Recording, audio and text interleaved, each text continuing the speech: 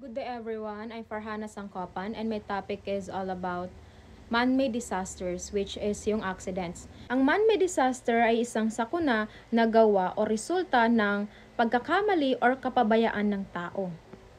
So, ibig sabihin, hindi ito likas na nangyayari gaya ng bagyo o ng lindol, kundi mga tao mismo ang naging dahilan o may kagagawan kung bakit ito nangyari. Tulad ng accident disaster. Ang accident disaster ay isang malaking sakuna na hindi sinasadya pero nagdudulot ng matinding pinsala sa tao, kalikasan o ari-arian. Ibig sabihin, wala sa plano pero nangyayari dahil sa kamalian, sa kapabayaan, o sa pagkukulang na minsan kasalanan ng tao or minsan naman aksidente lang talaga. For example, yung pagkakasunog ng mga bahay, minsan ang nagiging dahilan dahil sa plancha na nakalimutan or di kaya naman yung mga cellphone na hinahayaang nakacharge lang kahit gabi na, or di kaya yung mga gasol na hindi na off.